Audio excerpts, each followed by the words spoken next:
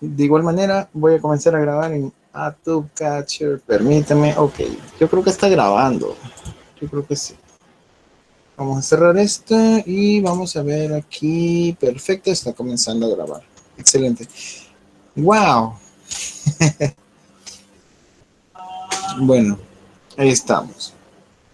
Vamos a ver los comentarios. Catherine, Vanessa, buenas noches, Arki. Buenas noches, Catherine. Buenas noches, Daniela. Les recuerdo, pasen por el espacio de conversación de métodos de diseño y escriban su nombre y su número de carnet. Ahí está, perfecto, porque a mí me sirve mucho como asistencia. Excelente, ahí vamos a aceptar a Catherine también. Buenas noches, Yeldi, buenas noches. Muy bien, el día de ahora vamos a ver un poquito sobre puntos que quedaron en el aire. Bueno, es muchísimos puntos que quedaron en el aire porque es hablar un poquito de historia y vamos a hablar un poquito sobre las modalidades de diseño y ciertos criterios que vamos a digamos, a manifestar. No es que lo vamos a ocupar todos porque frente a ciertos criterios, así como existe una tesis, existe una antítesis y a veces hay situaciones que, digamos, eh, requieren, digamos, una decisión y por lo mismo que se toma esta decisión, se deja de lado esta otra. Entonces, así sucede. Así que son criterios, son criterios. Entonces, frente a una circunstancia, pues se toma la decisión de uno de los criterios entre tantísimos que pueden haber, dependiendo de las circunstancias a las que uno se enfrente. Muy bien, permítanme. Yo creo que ya vamos a comenzar.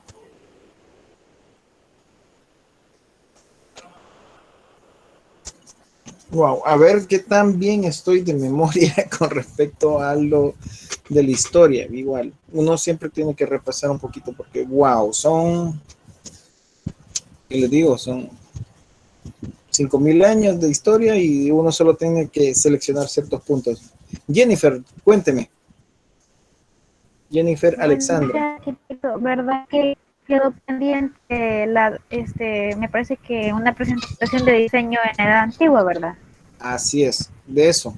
Entonces, con eso Ah, vamos a entrar y a hablar de todo. De por sí, si, bueno, les recuerdo a los que están entrando en este preciso momento, pasen al espacio de conversación de la asignatura método de diseño, escriban su nombre completo y su número de carnet para la asistencia. Si ustedes no ven esto escrito es porque acaban de ingresar. Sin embargo, cuando ustedes escriben y al final de la clase le doy guardar conversación, a mí me aparece todo el escrito.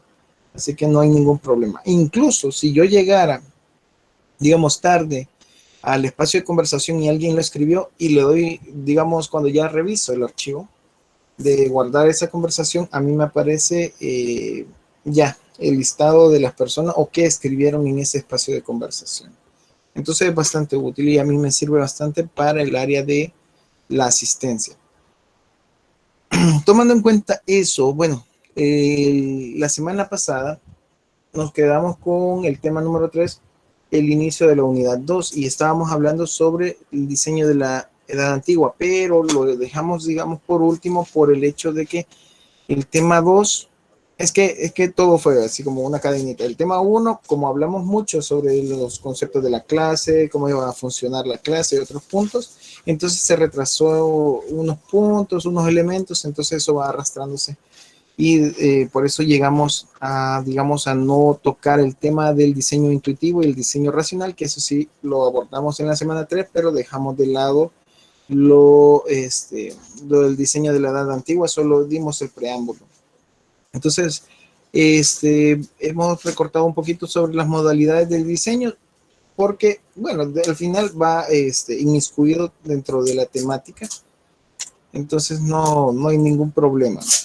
Simplemente que los diseños de las edades son varias cosas. Quienes han llevado alguna clase de historia en nuestra Universidad Politécnica se llama análisis histórico espacial.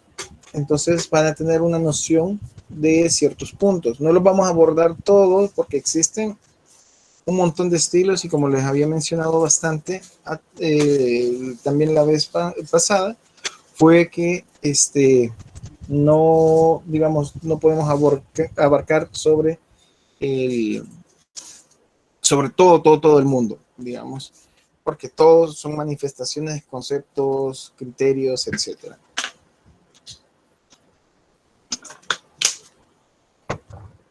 Muy bien. Catherine Michelle, buenas tardes, Catherine. Excelente. Bueno, comentarios previo a iniciar la clase sobre diseño intuitivo, diseño racional, sobre, digamos, la cultura ancestral, digamos, si lo queremos ver así, que hablamos la vez pasada, el pragmatismo.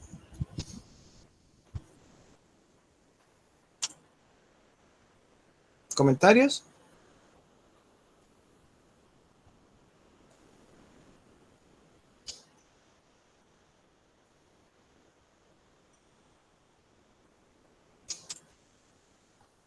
Muy bien. Ajá.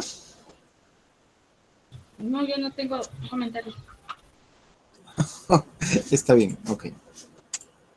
Muy bien, ahorita vamos. Entonces, ya que pasó el espacio de conversación, muchas gracias. Nos trasladamos ya las modalidades, perdón, al diseño de la edad antigua y obviamente después a las modalidades del diseño.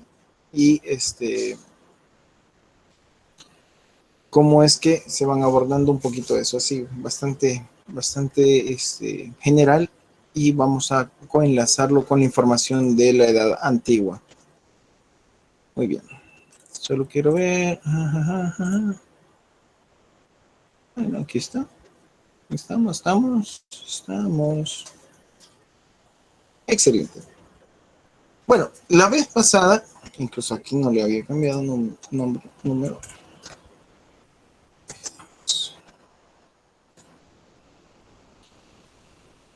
Muy bien. La vez pasada, en la clase de la semana pasada, para ser exactos, estábamos hablando un poquito sobre el pragmatismo, estábamos hablando sobre el pensamiento mágico, estábamos hablando sobre las consideraciones que tiene el ser humano para ir evolucionando, cómo es que toma en cuenta todo lo que está, digamos, a su mano, todo lo que está a su consideración y trata de utilizarlo para salir adelante. O sea, hay muchos seres vivos de que son sorprendentes en el aspecto de que buscan solucionar sus problemas. Una de las aves más inteligentes que se tiene actualmente, según recuerdo yo, es digamos, el cuervo. Solo que no sé cuál de las clases de cuervo que pueden haber, pero es muy listo. Bueno, de por sí ustedes pueden ver, no sé si entra dentro de la categoría cuervo, pero digamos en nuestro país se le conoce zanate, pero son súper listos, súper listos. Entonces, hay ciertos cuervos que para comer, digamos, la semilla, por decirles, del interior de alguna nuez, entonces ellos lo que hacen es tirar esa, o bueno, salen volando, ponen la semilla en medio de una calle cuando está en alto, digamos, está en rojo, están haciendo la espera y deja la semilla en medio de la calle y sale volando y se queda esperando en el cableado a ver cómo cuando ya cambia verde, cuando se detienen los autos, baja y muy posiblemente ya le pasaron encima, entonces ellos no necesitan haber evolucionado el pico para poder quebrar la nuez, sino que utilizan la inteligencia y lo que está a su alcance, lo que les da para poder resolver ese tipo de problemas. Entonces así también el ser humano, el homínido en la antigüedad comenzó a resolver problemas utilizando todo lo que tenía a su alcance y poco a poco comenzó a evolucionar para manifestarse de otra manera un poquito más profunda y también llegó a ser a un nivel muchísimo superior, y aquí somos lo que, digamos, lo que ven, ya hemos evolucionado un montón, hemos básicamente dominado todas las circunstancias del planeta y ahora somos también nuestro peor enemigo, pero bueno, son circunstancias que suceden, pero eso ya es otro tema. Muy bien, ahorita vemos esto. Entonces, hablando de nuevo sobre el diseño de la Edad Antigua, es importante considerar la gran importancia, valga la redundancia, que posee estas primeras grandes evidencias constructivas de la Edad Antigua para la historia de la arquitectura, debido a que es en este punto donde nacieron los ideales de ciudad y urbanismo. Es así que se originan los cimientos de la arquitectura en el amanecer de la civilización. Es de considerar que toda manifestación constructiva es importante, pero para este abordaje del tema nos enfocaremos en consideraciones de diseño y construcción de obras destacables de ciertas épocas. O sea, como les digo, vamos a poder hablar un poquito de otras, pero tal vez no concentrarnos tanto, porque hay muchísimas cosas que podemos hablar de la arquitectura. Muy bien, los que han pasado o los que ya llevaron alguna de las asignaturas de análisis histórico espacial, coméntenme un poquito sobre las épocas, los estilos. Vamos a ver.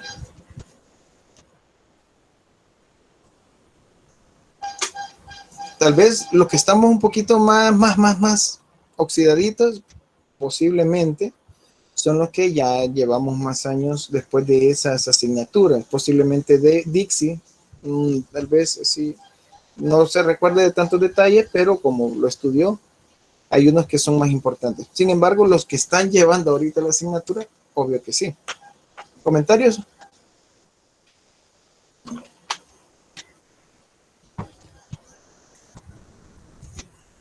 Hola, hola. Les recuerdo que la participación es importante porque yo lo califico. En realidad yo no puedo participar porque no he tomado la materia. No sabría decirlo. Ok, está bien. De verdad no la llevan. Déjenme ver. La 1, análisis histórico espacial 1.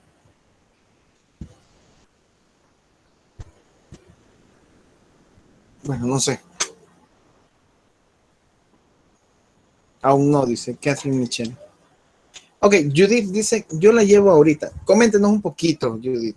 Un poquitito, así. No necesito que sea así una gran exposición, solo coméntenos. ¿Puede repetirme la pregunta? ¡Wow!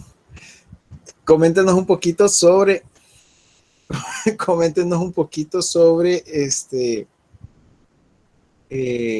sobre digamos, los estilos históricos, arquitectónicos que están viendo ahorita, o lo que usted se acuerde. O sea, no es pregunta parcial, sino que es solo conocer.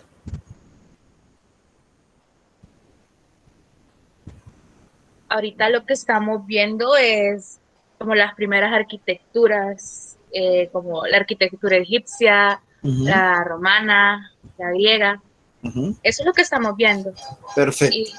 Ajá. Solamente. Perfecto. ¿Comentarios sobre esas arquitecturas? ¿Alguna que le haya gustado más, que le haya gustado menos? ¿Algo que le haya parecido interesante? Cosas que no.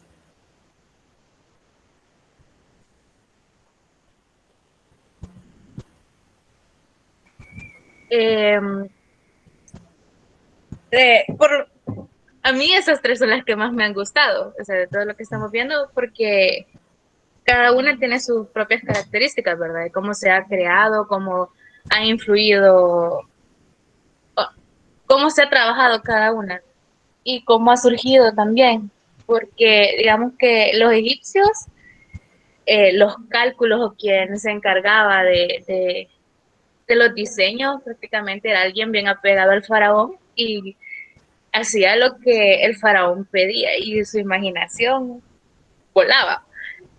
En cambio también en los griegos Lo que más me ha gustado es la simetría que tiene cada una de sus edificaciones. Perfecto. Espérame. Yo no sé si usted había, Judith, ya le había puesto su nombre en algún momento. No, Sí, ¿verdad? Porque Teodoro. Ah, ya aquí está. Perfecto. Excelente. Gracias, Judith. Gracias. Está salvando el grupo. Muy bien, solo voy a leer a algunos compañeros. Dice José Edgardo, las edades de la historia humana como la edad antigua, la edad media y la edad moderna. Ok. Gabriela Rivera Landaverde dice la arquitectura del Renacimiento barroco contemporáneo. Sí.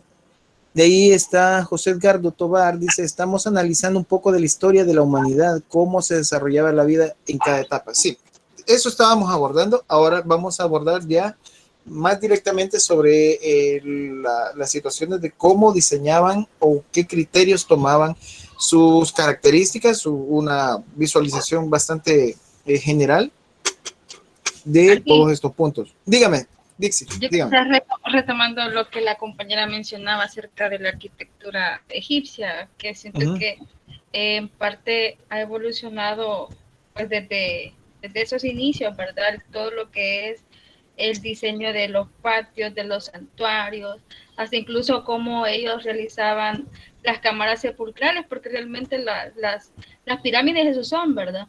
Entonces, y cómo esto va evolucionando, porque incluso cómo ellos van realizando todo en orden prácticamente, las entradas, las mastabas, que son las partes que dan como el inicio a lo que son la entrada, ¿verdad? De esos lugares y de los templos. Creo que algo que retomar de ellos, que ellos prácticamente trabajan lo que son más que todo la monumentalidad, ¿verdad? Que prácticamente ahora, en nuestro tiempo, todavía se logra ver esos capiteles, esas columnas dóricas, todos esos elementos que realmente han ido retomando mucha arquitectura románica y de igual manera la evolución también de la arquitectura en el hecho de realizar esos arcos y lopanos, ¿verdad? Porque realmente en la arquitectura sí, en algunas edificaciones donde uno puede ir a algún palacio o todas esas cosas, siempre están presentes esos elementos como parte de fachadas. Sí, perfecto. Sí, en realidad se retoma mucho. Nosotros, si vemos que algo funciona, lo solemos repetir porque obviamente está siendo útil. Entonces, nosotros también retomamos esos aspectos, ya lo vamos a ver, cómo son las manifestaciones, pero son bastante claras en el recurrir de la arquitectura, queda bastante plasmado. Entonces son cosas, bueno, en lo personal, cosas increíbles. Es el arte manifestado en construcción y, de tiempo. O sea, es creo que de las formas artísticas, obviamente que es, bueno, tecnología, forma y arte amarrados, pero si lo enfocamos más en el área del arte, es una de las formas más longevas, si lo queremos ver así. Porque la gente, de por sí a nosotros nos enseñaban de que la arquitectura está viva, la arquitectura, o sea, las construcciones están vivas, así nosotros teníamos que considerarlo, porque cuando hay gente viviendo dentro, respira, o sea, cada vez que uno abre la puerta de la edificación, sea una casa, sea digamos, un rascacielos, lo que sea, entonces cada vez que la gente está moviéndose internamente, abre las puertas, ventanas, está en uso, entonces está vivo, respira, y cuando hay algún defecto interno, obviamente, bueno, un defecto en todo, en alguna parte del todo, entonces el mismo ser humano se encarga en corregirlo, o por lo menos eso debería de ser, a menos de que obviamente no haya tal vez algún presupuesto, pero generalmente así es el enfoque. ¿Por qué? Porque nos gusta estar en una situación de seguridad, entonces por eso se manifiesta de esa manera. Entonces Aquí, son cosas extraordinarias. Dígame. pensando en lo que usted está hablando ahorita, ¿verdad? De cómo, por lo menos ahorita, la capital de nosotros, San Salvador, está retomando como esa vida que tiene, porque si se fija, hay varios edificios abandonados que tienen una arquitectura bien bonita y el Fantástica, sí. mantenimiento realmente se recupera lo que es la vitalidad del edificio, ¿verdad? Eso es lo bonito que Sí. está viendo, ¿verdad? Sí, en Italia, bueno, yo vi un documental, yo creo que lo logré extraer, creo que lo logré extraer, solo que no lo tengo a la mano, está en un disco duro externo y creo que lo dejé ahí en casa de mis padres. Pero si no mal recuerdo, habla un poquito sobre cómo se iban deteriorando las obras de arte o escultóricas y arquitectónicas en la capital de Roma, o sea, en la capital de Italia, Roma. Entonces, y cómo retomaron eso y comenzaron a recuperar todo lo posible. Entonces, es fantástico porque tiene historia, tiene vida, tiene arte, tiene valor. Si no fuera eso, pues extrañamente no sucedería lo que la gente hace al llegar, digamos, al Palacio Municipal de Santa Tecla, a tomarse fotos, que me gusta este palacio y los colores. Bueno, de por sí hubo bastantes quejas. Yo fui uno de los que puse queja de que la nueva administración de la alcaldía estaba pintando de celeste, cuando hay un estudio que se tiene que hacer de los colores que se utilizan. Igual que ahorita hay una manifestación, por lo menos de mi parte, yo estoy dentro de esa manifestación de que no voten la biblioteca porque es de valor patrimonial, solo que es una manifestación del diseño internacional, el primer diseño internacional aquí en el país. Algo bastante humilde a comparación de las cosas que vamos a ver, digamos, en Estados Unidos o en otros lados, pero tiene un valor. Y yo considero que hay otros sitios que se pueden incluso comprar. El gobierno tiene toda la posibilidad económica ahorita para poder hacer, digamos, compras de una esquina, no sé, de construcciones que no tienen ningún valor ahorita, o construcciones que ya fueron demolidas, que tuvieron valor, pero las demolieron, las destruyeron por completo en el centro, y de eso crear una nueva biblioteca. Eso sí me parece. Yo no estoy en contra digamos, del avance, sino que del respeto, de acuerdo a los criterios de ciertas manifestaciones que se tienen que tomar en cuenta. Ahora, dejando esto como un preámbulo, ya vimos un poquito y que conocemos también, así ligeras pinceladas de lo de la historia, que espero realmente que les llame la atención. Vamos a abordar un poquito sobre el todo de estos 5,000 años, un poquito. Solo quiero leer. Estamos analizando un poco de la historia de la humanidad, cómo se desarrolló. Solo estaba leyendo la última parte y dije, capaz no la había leído, pero cómo no. Ok. Muy bien. Vamos a tomar un poquito de esto. Comenzamos, como les digo, la civilización, que son unas manifestaciones, es distinto a la construcción. Las construcciones pueden haber muchísimas antes, porque de alguna manera uno se tenía que resguardar. Entonces existen de todo tipo. Y eso tiene que ver o estar amarrado con los materiales con los que uno cuenta, la cultura y el conocimiento, además del sector donde uno se encuentra. Pero eso, todos van coenlazados. Entonces, si obviamente tal vez tengo un material, pero no sé cómo utilizarlo, o cómo es la tecnología o la cultura, entonces no voy a poder realizar al final de cuentas esa manifestación de arquitectura, o no voy a poder construir realmente. Entonces, sabiendo esto, tenemos que hacia el 3500 a.C., una de las primeras civilizaciones de las cuales tenemos evidencia es la Sumeria. y en ellos se destacaba la arquitectura monumental con gran énfasis en su poder político, jurídico, económico y religioso. Recuérdense que la civilización en sí, o sea, el concepto de civilización es cuando ya tenían esos puntos, que ya había algún tipo de escritura, ya había alguna manifestación política, religiosa, ya estamos llegando a las ligas mayores, por decirlo de alguna manera. Ya hay un montón de movimiento, incluso como manifestación institucional, si lo queremos decir de alguna manera más actual, que eso es lo que me da digamos, la ignición, el chispazo de inicio de lo que podemos considerar como civilización. Además del aspecto económico, obviamente. Entonces, por ende, la principal arquitectura monumental era la religiosa, en donde se destacaban los templos y sigurats, y en lo político-militar estaban los palacios. Entonces, tenemos, si siempre tuvimos lo que es nuestro resguardo, lo que es nuestras casas, pero ahora ya comienza a retomar un valor, un punto centro, un mojón,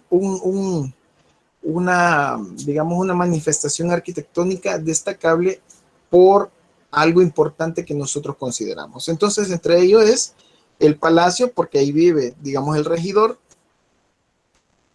y el templo, que es porque es la casa de Dios. Entonces, los dioses que hayan tenido ellos, manejémoslo así, y el poder político económico por otra parte.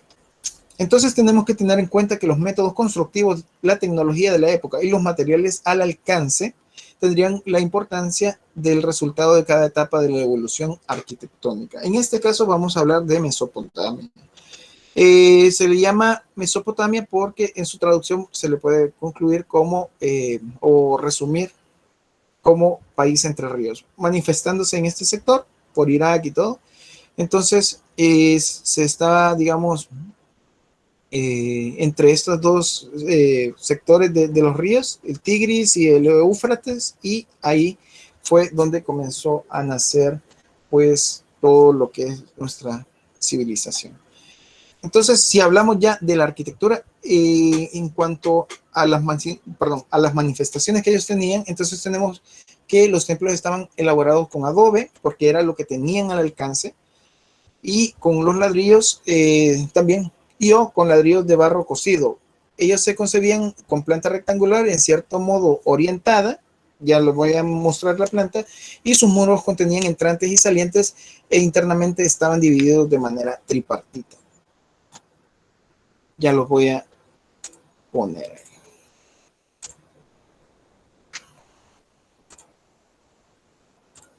Ahora, una pregunta. Como les estoy mencionando de que sobre que los templos estaban elaborados con adobe y o con ladrillos, pero también les había mencionado anteriormente de que está amarrado con la tecnología de la época o los materiales al alcance. Siendo así, una preguntita así rapidita, ¿alguien conoce sobre el método constructivo? Bueno, la mayoría tal vez sí, pero igual, tengo que consultar sobre el método constructivo de ladrillo de bloque de concreto, así el bloque de concreto, cómo se construye. Muchos de ustedes tal vez ya trabajan en esa área y tienen ya un pensamiento un poquito, digamos, más elaborado con respecto a todo esto. Coméntenos un poquito. ¿Quién habló?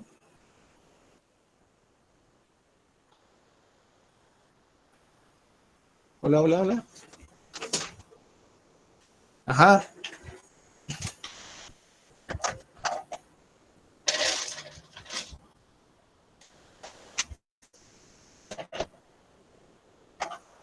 Ok. ¿Alguno de ustedes que ya maneje el concepto de la construcción con bloque de concreto?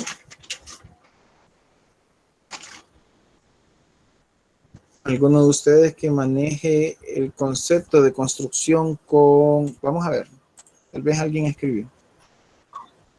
Ahorita no vamos a hablar de la sumeria, solo así, del bloque de concreto ahorita, la actual. Buenas noches. manera de cómo realizarlo, sí, Ok, sí. Eduardo, ¿usted sabe cómo construir con bloque de concreto? Así, el bloque, Sí, el de actual. pues bueno, me acabo de unir, pero con respecto a esa pregunta, sí, tal vez nunca construí.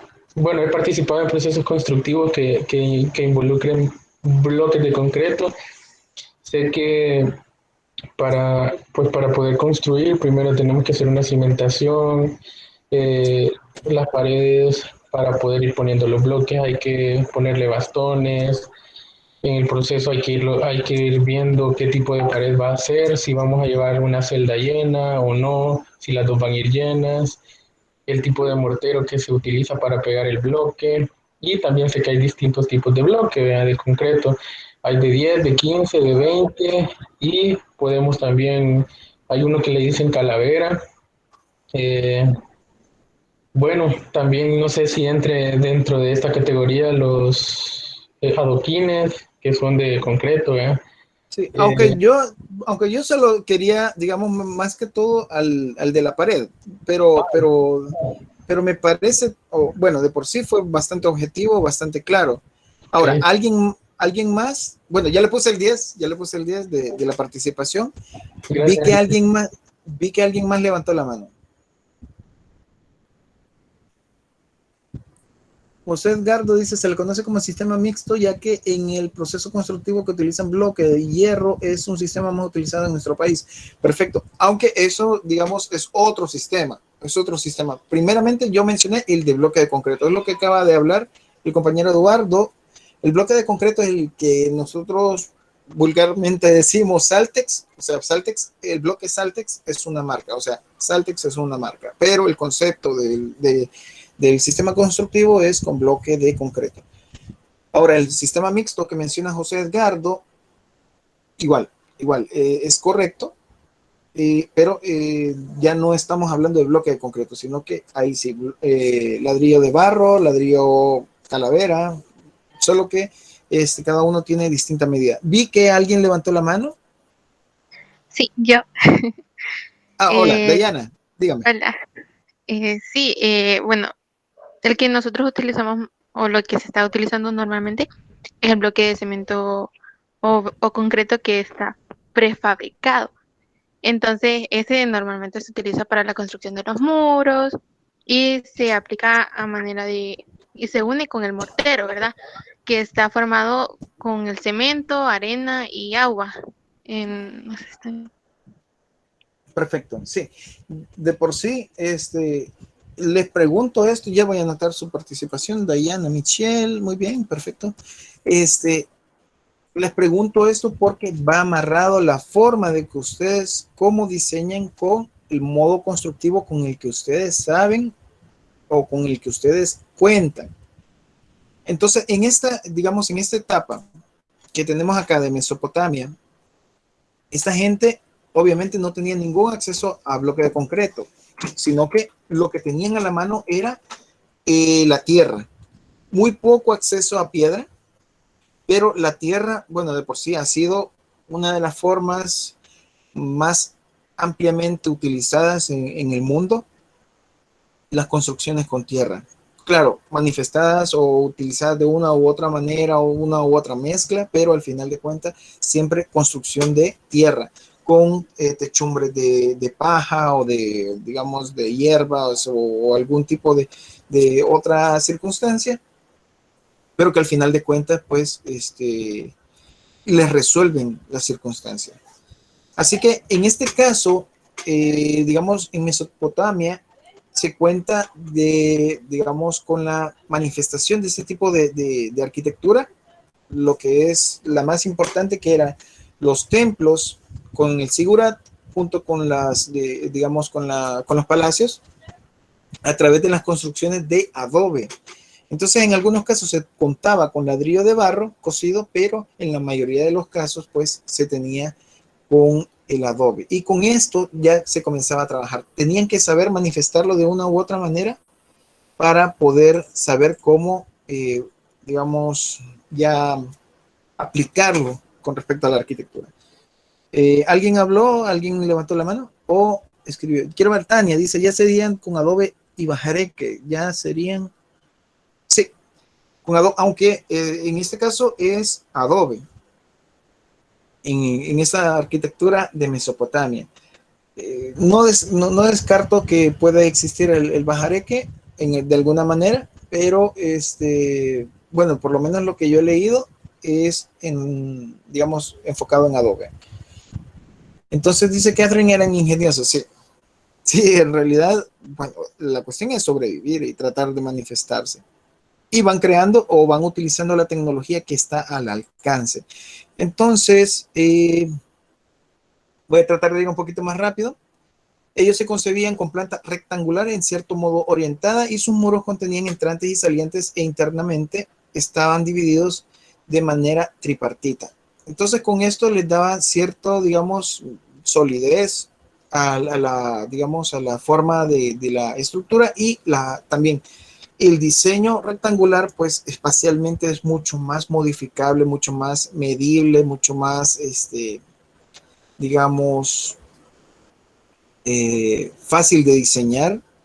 Incluso en nuestra actualidad, los mejores diseños por lo funcional tienen que ser rectangulares, o sea, o todo lo cuadrangular, porque hasta para organizar, digamos, los muebles, todo, entonces es muchísimo más fácil. Entonces, estos templos estaban elevados sobre plataformas conocidas como zigurat, que son estos elementos que tenemos acá. Lo que normalmente, como vemos, así como como que si fueran taludes, digamos, si lo queremos ver así, que tenían otra representación. Ya lo vamos a ver eso. Entonces, en su decoración tenían pequeños conos de arcilla de distintos colores, con lo cual generaban distintos motivos geométricos para su estética. Ellos trataban también de decorar de alguna manera y constructivamente. ¿Cómo lo hacían? Pues lo decoraban con estos elementos, estos cilindros, que eran en algunos casos un poquito más así como cónicos truncados, y con ellos generaban las figuras geométricas que nosotros vemos acá abajo. Entonces trataban de decorar en la manera de lo posible y manifestar un mayor realce a la belleza de su construcción. Dígame. Una pregunta, y los zigurat realmente serían las torres, ¿verdad? Los zigurat son solo digamos, la plataforma elevada, digamos, y el templo es lo de arriba. El templo es solo la cajita, digamos, si lo queremos ver así como geométricamente, solo esta cajita, solo este paralelepípedo es el templo. Lo de abajo es el zigurat, que es el talud o la montañita.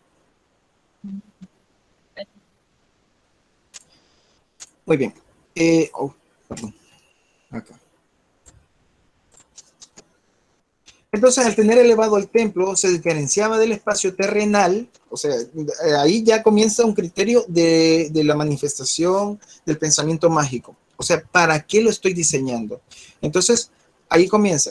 Dice que se diferenciaba el espacio terrenal, lo que estamos aquí, digamos, en nuestro mundo, del espacio sagrado. Y las actividades se realizaban en patios exteriores del templo. Si vemos acá, pues digamos, donde se hacían las actividades eran en estos espacios arriba, digamos, en la losa, digamos, si lo queremos ver así. Entonces, ahí se manifestaba, porque esos templos eran demasiado sagrados que sí se tenía que venerar a la deidad, pero no cualquiera tenía, así no como ahora, que uno puede entrar a la iglesia, e incluso en las iglesias católicas, no cualquiera puede ingresar a ciertos espacios sagrados. Solo los sacerdotes o la gente que tiene que ver con eso. Entonces, incluso aún siempre hay zonas privadas, o sea, siempre hay zonas que de respeto, ¿cómo se llama? Donde se guarda... Como las capillas. Sí, pero La sacristía. La sacristía, eso no cualquiera puede entrar. No debería. Ajá. Si alguien lo hace, pues gracias a Dios que digamos actualmente La iglesia católica es más flexible, pero por decirles, en la iglesia de los santos de los últimos días, los mormones, el templo, que es la iglesia que aparece, que está ahí por Multiplaza, porque ellos tienen dos conceptos, tienen las capillas, que son donde los que nosotros normalmente vemos cuando vamos manejando en toda la ciudad, y está el templo. El templo es lo más sagrado, digamos, es como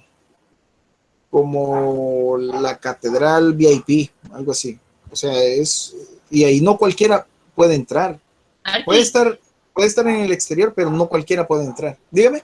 Al principio, cuando la estaban construyendo, daban permiso para poder entrar. Les ponían como bolsas en los zapatos para poder visitar todo el recinto. Y hay una fila bautismal con 7 bueyes y de verdad son de oro.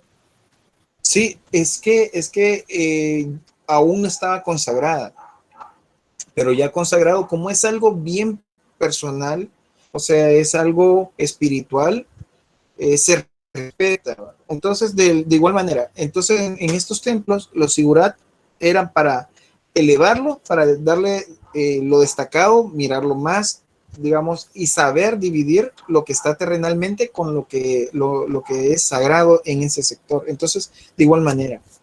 Ahora, quiero ver, el sigurat consistía en una serie de terrazas, no solamente necesariamente era una, escalonadas que se comunicaban entre sí a través de las rampas y escaleras. En sí, el sigurat simboliza una montaña y las montañas eran sagradas porque simbolizaban el origen de la vida y de donde brotaba el agua. Además, que por ser elevadas simbolizaban el contacto con lo divino. Entonces ahí volvemos a entrar con el pensamiento mágico y la manifestación del ser humano por estar, digamos, con gratitud y solicitando ayuda, digamos, con un ser superior. Entonces, parte de poderlo demostrar era a través de este tipo de construcciones. Entonces, la terraza era el número, normalmente eran en número impar, y en algunos casos podrían simbolizar los 5 planetas conocidos en ese momento en conjunto con el Sol y la Luna.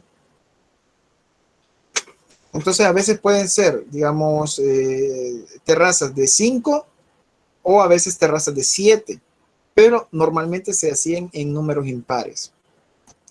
Al conocer esta primera evidencia de la arquitectura en la civilización conocida, podemos avanzar a una serie de épocas a destacar, en otras palabras, la arquitectura egipcia. Ahorita vamos a hablar un poquito de esto. Entonces, la arquitectura egipcia, bueno, y eso que hemos dejado por un lado la persa, además de que estamos dejando también por otra parte lo que es la decoración que tenían con tal de destacar el valor que ellos poseían con su poder político-económico y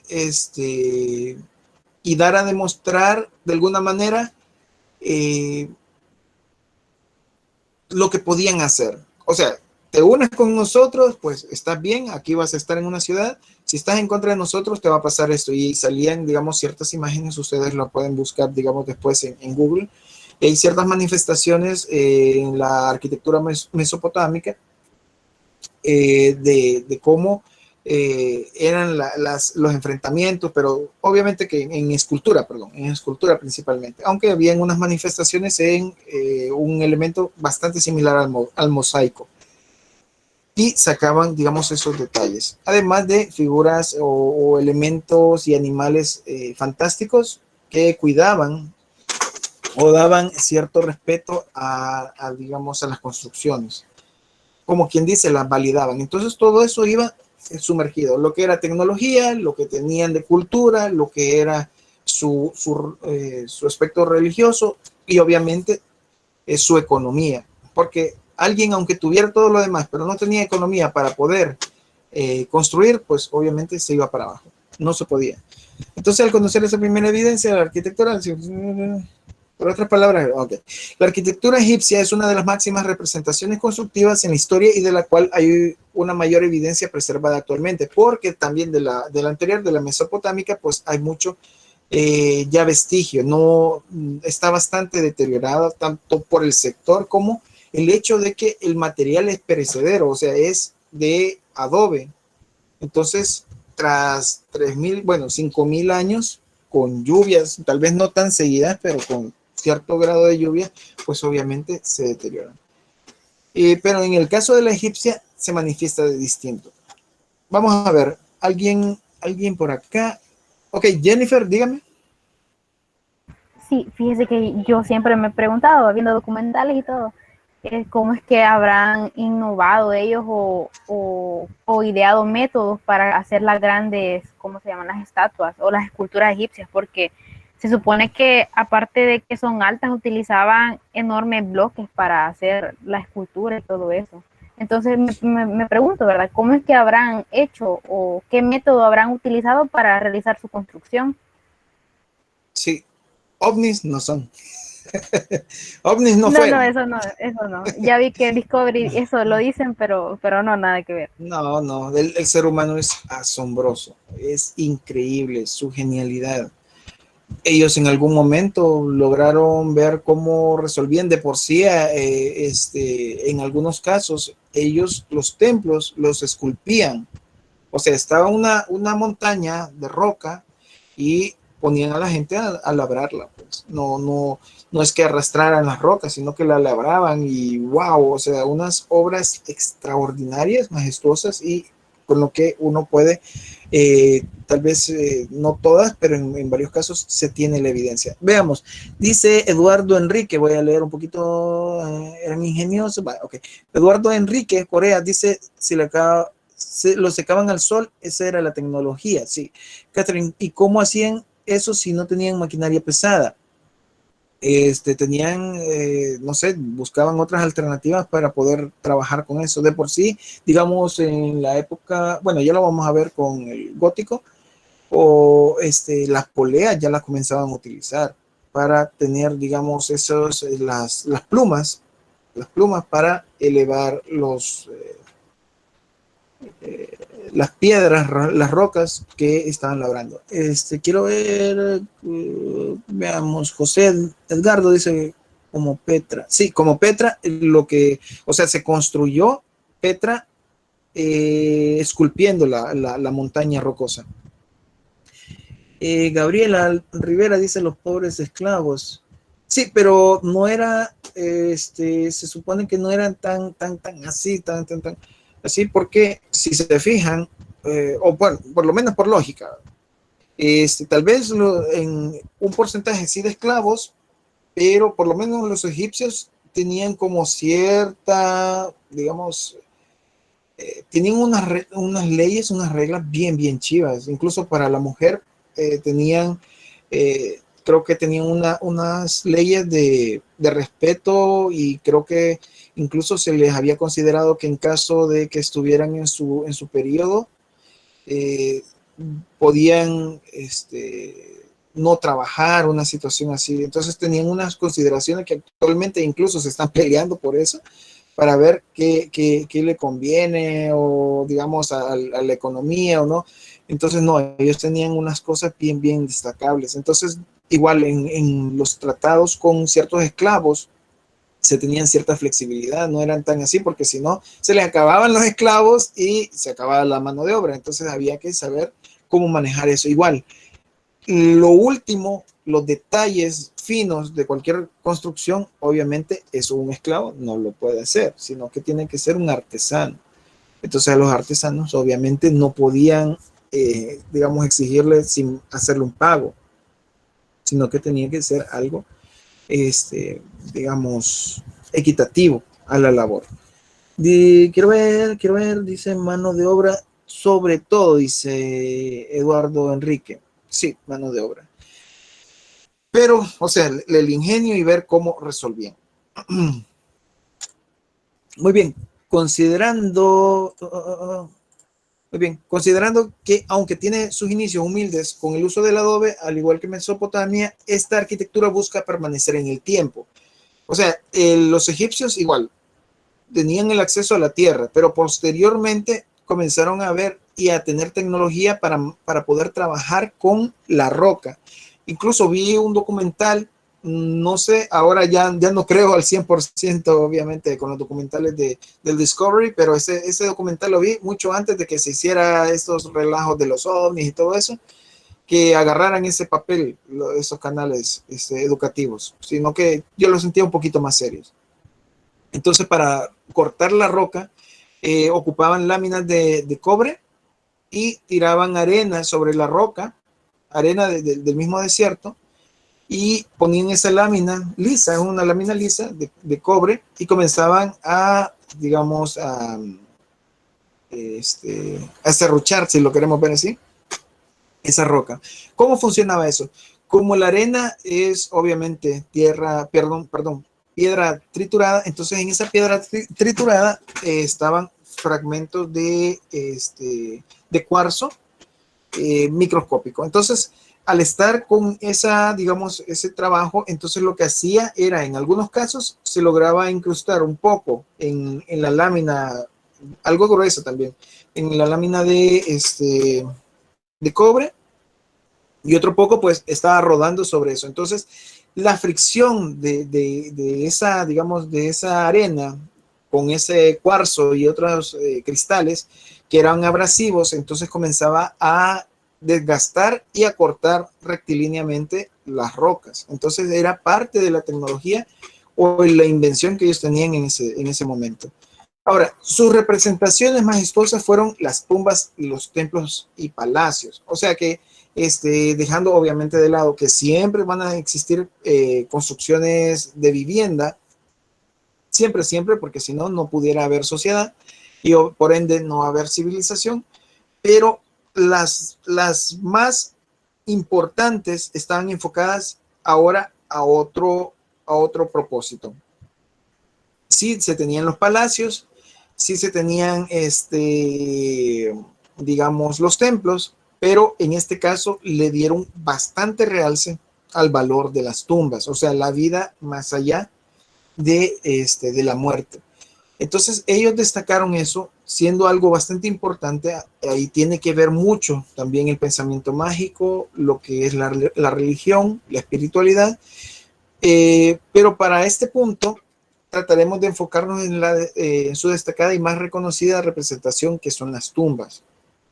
Entonces ellos, ya dejando, digamos, siempre sus manifestaciones de los templos para las deidades, ahora, como el enfoque era más hacia digamos, los enterramientos, entonces estas obras funerarias fueron evolucionando de igual manera. Entonces, como mencionamos, iniciaron principalmente con adobe, pero posteriormente fueron transformándose. Entonces, el concepto era en mastabas, que es básicamente algo similar, si lo queremos ver de alguna manera, similar a lo que ocurrió con los sigurat, que son esas como montañitas, solo que,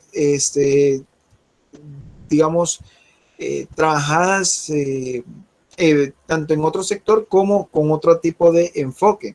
Ya no era una cámara sólida, sino que ahora adentro ya había pasajes para, digamos, resguardar los cuerpos y también los tesoros de estas personas. Entonces, estas obras funerarias tuvieron una evolución, iniciando en concepto de mastabas, inicialmente construidas en adobe y posteriormente en piedra, realizadas con planta rectangular y muros inclinados con cubierta plana y vigas de madera. Entonces, así comenzaron a manifestarse. Posteriormente a ello, las construcciones funerarias evolucionaron, y tras la superposición de mastabas, porque fueron, bueno, funcional la mastaba, pero si queremos hacer que tenga más realce, pongámosle otra mastaba arriba.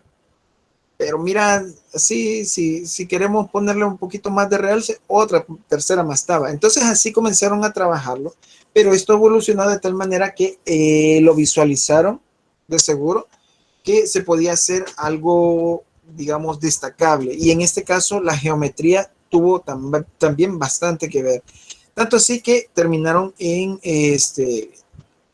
hacer esta superposición de mastabas, y se llegó a perfeccionar hasta la forma de esta imponente y destacable elemento que es la pirámide. Con ellos nos referimos a las pirámides, y su mayor y más conocido exponente son las pirámides de Giza. Esas pirámides, incluso lo que nosotros vemos, que son así, digamos, los ladrillos que se logran observar, realmente eso no era así. O sea, eran unas obras arquitectónicas extraordinarias. Era con granito blanco, si no estoy equivocado.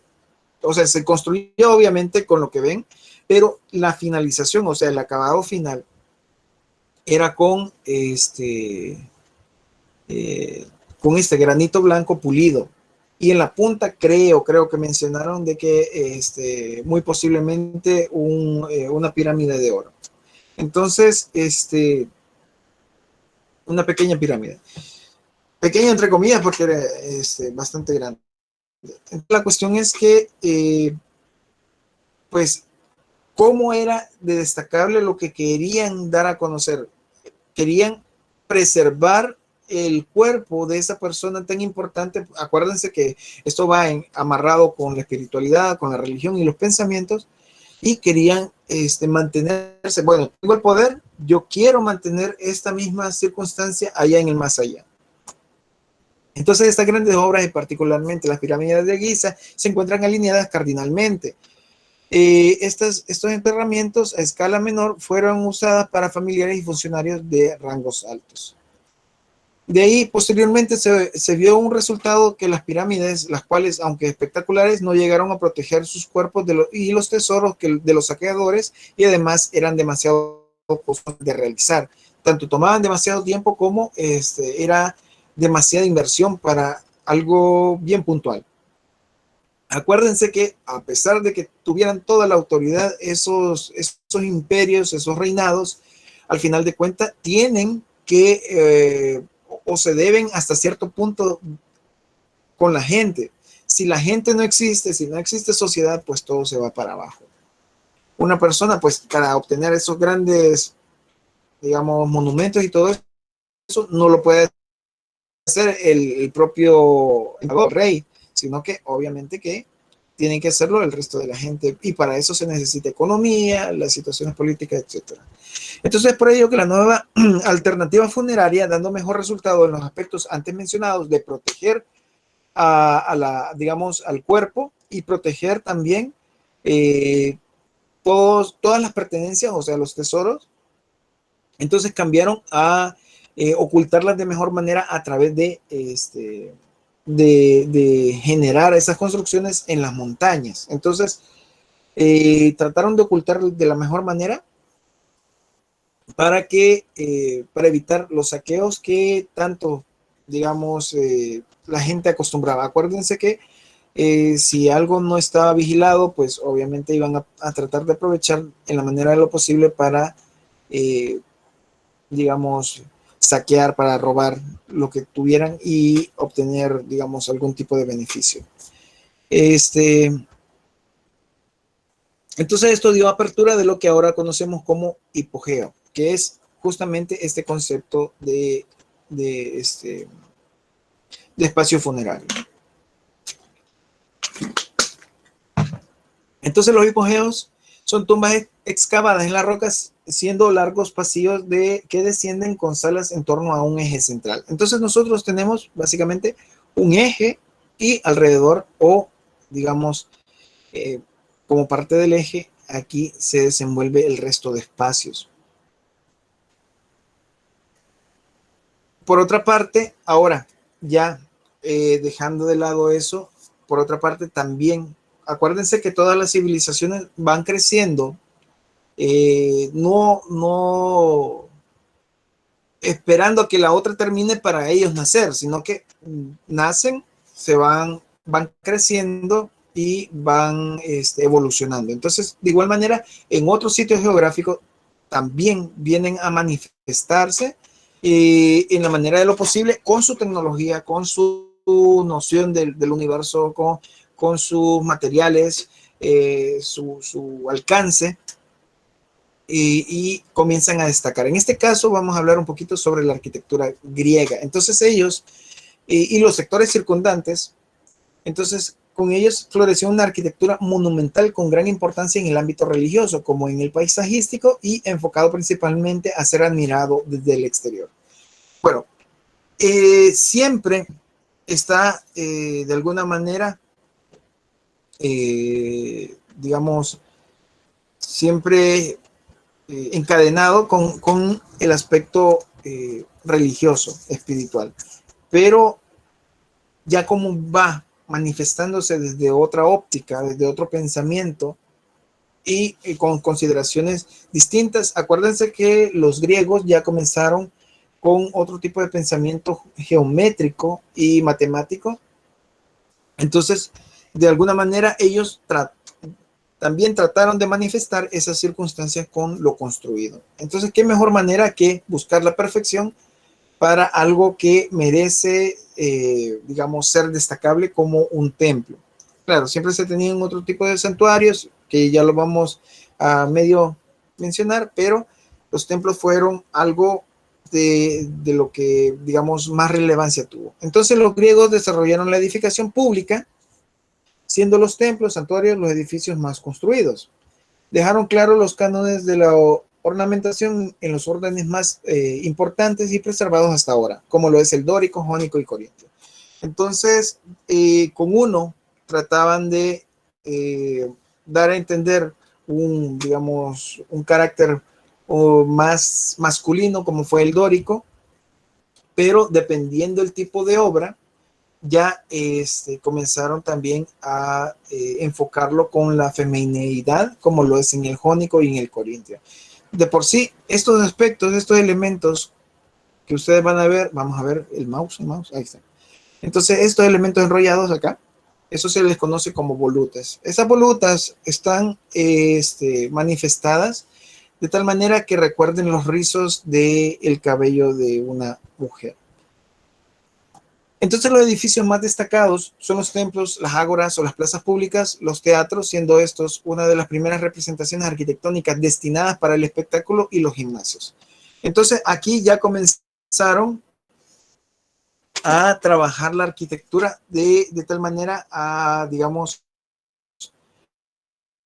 a que sea también funcional el resto de la población, no solo con un enfoque religioso, como habíamos visto con el Sigurat y como lo habíamos visto con, o digamos, de aspecto, sí religioso, pero también privado, como lo habíamos visto también con los templos, perdón, con los palacios. Entonces, los palacios son privados, pero los templos, tal vez, entre comillas, son para el público, pero dejaban los límites. Hasta acá vas a llegar y nada más. Entonces, entre los detalles esta arquitectura es que una arquitectura con gran perfección y armonía tiene formas equilibradas. Todo está hecho con cánones predominantes a líneas rectas y poseen decoración, y su elemento básico e imprescindible es la columna, y usaban la policromía como forma de decoración.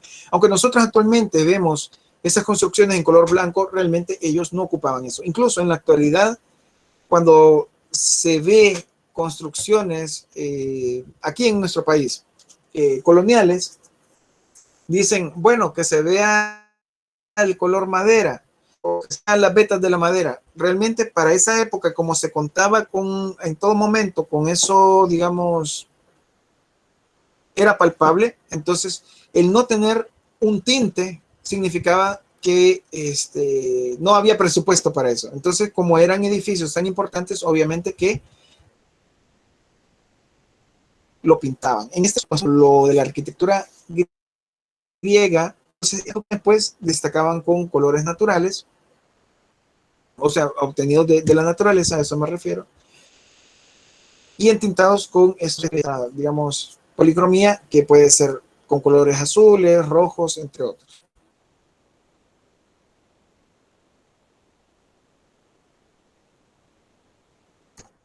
Por otra parte, tenemos, o sea, sabiendo de que ya el enfoque con respecto ya no tanto a lo privado en la arquitectura griega, sino que ahora va, digamos, dirigiéndose hacia un bienestar público. Por eso es que están, digamos, los gimnasios, los teatros, o sea, ahora viene también, por otra parte, digamos, una evolución imperial que comenzó a crecer. Y esto es básicamente los romanos. Entonces, ellos, como comenzaron a crecer, a engrandecerse y todo, también tuvieron muchos criterios fuera de lo arquitectónico, sino que más político, territorial, que era respetar bastante de la cultura de cada uno de los sectores invadidos, para que aunque fueran invadidos y pasaran al Estado, digamos,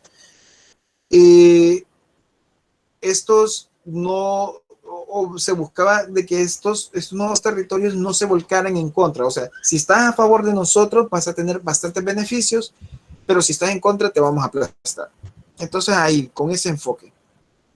Entonces, pero a pesar de ello, venían y comenzaron a investigar o a adquirir el conocimiento de cada uno de los sectores y decían, hey, esta cosa es buena, esto otro sirve.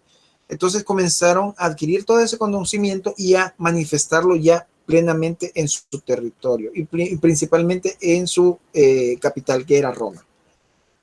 ¿Comentarios hasta acá?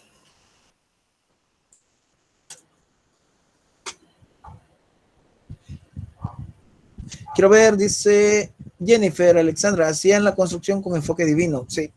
Jonathan Cornejo dice, dieron a la arquitectura un enfoque al espectáculo público. Sí, así es. Ya con los griegos, ya comenzaron, digamos, a enfocarse más hacia ese lado. ¿Comentarios? Creo que aquí en la arquitectura griega empiezan a hacer bajo relieve, ¿verdad? Para poder culturizar a la gente que no podía leer. Sí, sí, de alguna manera, bueno, desde, como lo mencioné, desde Mesopotamia, para poder impresionar a la gente, pues qué mejor marketing que dejar la gran franja de que alguien, pues que el emperador o el rey descabezaba a sus enemigos. Entonces ahí salía con el juguete y ya, pues la gente, wow, o sea, este es el templo, perdón, este es el palacio del rey, wow, y eso hizo el rey. Entonces viene y se van manifestando, igual en los egipcios, igual en los griegos, y ahorita tal vez con los romanos cambia un poquito, porque el enfoque ya va siguiendo hacia otro pequeño criterio. Entonces, si se fijan, siempre es importante digamos, lo espiritual, lo religioso, pero ya comienza otro sentido. Ahorita lo vemos. Va perdiendo, digamos, hasta cierto punto cierta relevancia lo espiritual, no del todo, y comienza a destacar más las acciones del ser humano. Entonces, en este caso, con este imperio, no podía faltar su capacidad económica y política que por medio de su arquitectura, siendo esta predominantemente civil y adecuada a las necesidades del Estado y de la sociedad romana, así dando lugar a una variedad de tipologías arquitectónicas. Entonces aquí vino un boom de construcciones enfocadas al uso del ciudadano. Entonces hablamos del Coliseo Romano. Quiero ver, por acá creo que los anoté. Fue una arquitectura funcional que buscaba la utilidad y a servir para lo que fue destinada y a destacar a la propia grandeza de Roma. Eso sí, o sea, además del marketing que se podía tener, como lo mencionó Dixie, con respecto a, digamos, a emblemas alto relieve, bajo relieve, de manifestaciones de guerra o históricas que querían dar a conocer de los regidores. En este caso, qué mejor manifestación que ver una superconstrucción. De por sí, cuando alguien ha tenido la oportunidad de viajar a otro país, un país, digamos, desarrollado, entonces uno se maravilla de todas las condiciones que están ahí y uno dice, puchica, ojalá, me gustó mucho, ojalá El Salvador fuera así, que no sé qué. Entonces uno se sorprende de eso, uno quisiera eso, bueno. Entonces, de igual manera, qué mejor marketing que hacer las cosas súper, súper bien en ese entonces. Entonces veían las grandes edificaciones que en ningún momento se les hubiera ocurrido a gente de ese sector, de esa época, porque lo mucho que tenían era una casita, una choza, y de ahí sus campos de cultivo. Obviamente podían ver sus montañas y todo eso, pero una construcción, y más así, que era de 20 metros, 30, 50 metros, entonces todo eso era extraordinario, pues no, a cualquiera asombraba, y si le decían, hey, ¿querés ser parte de la sociedad? Quisiera ser romano, pues cómo no. Entonces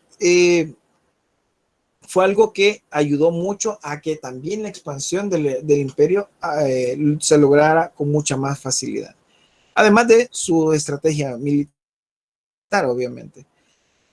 Entonces quiero ver, bueno, llegó a unificar muy bien lo bello con lo suntuoso, así como lo práctico con lo económico. Entonces, sí se ocupó bastante la economía para lograr las construcciones que se tienen, pero dentro de esa época, la lógica, la inteligencia, todo su mecanismo de ingeniería de esa época, de esas personas, logró enfocarse y manifestarse con la mayor eficiencia posible.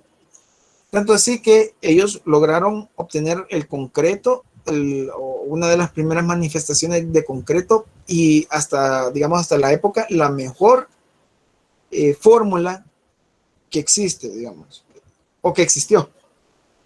Fórmula de concreto mejor incluso que la que tenemos actualmente. Entonces la arquitectura romana tuvo su influencia griega y la herencia etrusca, de la que emplearon los elementos como el arco y la bóveda. Entonces ellos ya venían con cierta herencia, y llamemos herencia también a los sectores también invadidos y que obtienen la información. Entonces dicen, hey, esta cosa puede funcionar. Los griegos trabajan, vamos a ver acá, trabajan de manera rectilínea, no genera un arco, sino que es una arquitectura rectilínea, mientras que aquí, en la arquitectura romana, no románica, romana, ya dicen, hey, este sistema constructivo ofrece un trabajo de esfuerzos más distribuido, lo vamos a ocupar. Entonces, de esta forma, los romanos adoptaron tanto el sistema adintelado como el abovedado. El dintel, que era lo que vemos en la arquitectura griega, que es, vamos a buscar por acá, vamos a ver, dintel, ya lo vemos, griego, para que se vea un poquito más. Muy bien, esto, aquí. Entonces, esto recto, esto es el dintel. Esta parte rectecita. Si se fijan en toda la arquitectura griega, pues tenemos dinteles, o sea, es rectecito. Mientras que ya en la romana se manifiesta de otra manera. Así que veamos acá.